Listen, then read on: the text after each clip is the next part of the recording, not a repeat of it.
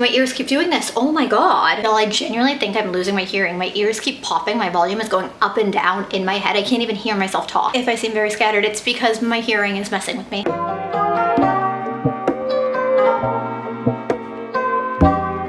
Hey besties, and welcome back to Triple M Mondays. Triple M Mondays is a series where I review MLM and overly marketed products on Mondays.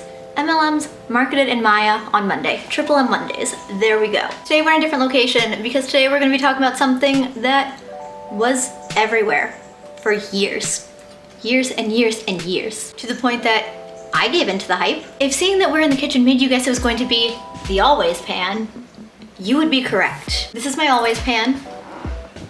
It was pink. The lighting may not show that it's very pink, but it's still pink-ish. The Always pan is supposed to be 8 pans in one, apparently. And it's non-stick, it's aesthetic, it's supposed to be a pan that you're not upset about having out on your stovetop because it's pretty. You think it's as good as they all said?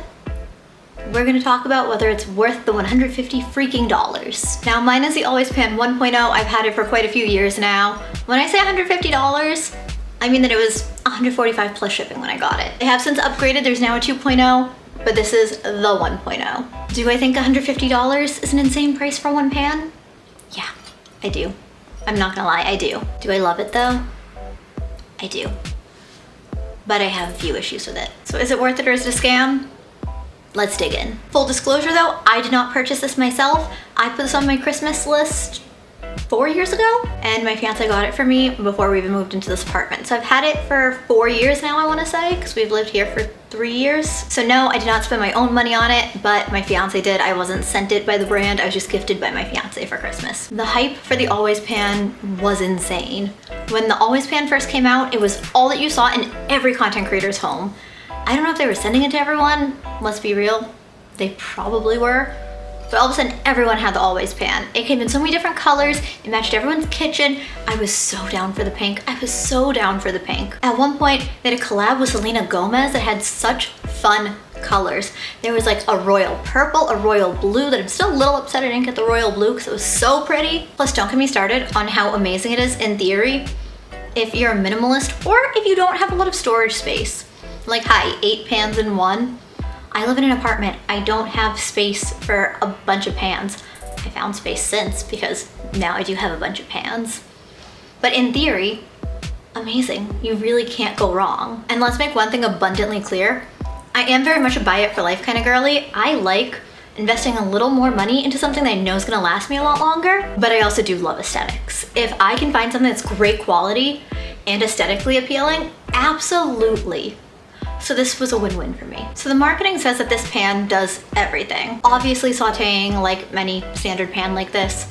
They include a steamer basket so you can steam with it, which I think is awesome. They say to use it to boil. So the fact that in theory you should be able to make pasta in it, you'd think is great. I still get a little weirded out at the thought of making pasta in it. So like I don't, but the fact that you could in theory is great. You say you can deep fry things in it. I don't. I'm too afraid to deep fry things in it. I'll pan fry, but I won't deep fry. But this one pan you're supposed to be able to do absolutely everything with. Can you? This is where the hype falls apart. My favorite thing about this pan is not even something they advertise.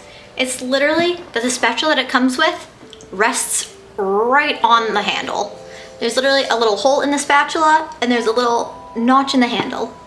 And it rests in there and the lid has a little opening where it goes right over the spatula. That is my favorite thing about this. I'm not saying that's the only good thing. I'm just saying as a person like myself, I love that. One of my least favorite things. This looks like a handle, right? This gets so hot while you're cooking. If you're lifting it, this, fine. You can see where the material changes from ceramic to the heat-proof handle. You can grab the handle, not a problem. You would assume you can grab this, right? You can't. It's the same ceramic as the rest of the pan. It gets very hot. If you bump against this, or if you're not thinking and you put your hand on it, you will burn yourself.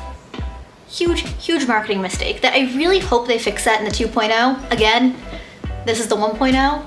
I really hope they fix that in the 2.0. The other thing that you may have just noticed by me showing you this, the bottom of this thing gets disgustingly grody. Like, what's the point of the cute color if it gets this disgusting? And yes, I've tried everything to clean this with one exception, but I did buy the one exception product. At this point, the only thing I haven't tried using yet to clean it is Barkeeper's Friend, but I just bought it. So I'm gonna try that. But it's been 4 years and I've tried everything to clean it and I cannot get it clean. The same thing goes for the inside. This isn't dirty. This is just burnt onto this pan. Like if you rub your hand over it, there's no texture difference. This is just how the pan has gotten discolored. I will say that is probably mostly my own fault and user error, because guess what? You're not supposed to use high heat with this. I do, but you're not supposed to. I do like that it has pour spouts on either side though, that's fun. You can't use metal utensils with it because it'll scratch the coating, which is fine for me.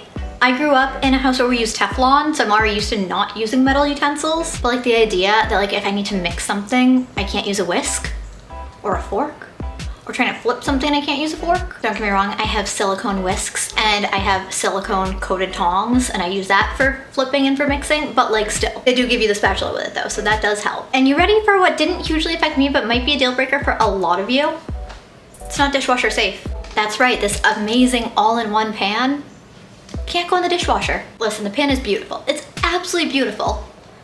And is it useful? Absolutely. But it's high maintenance.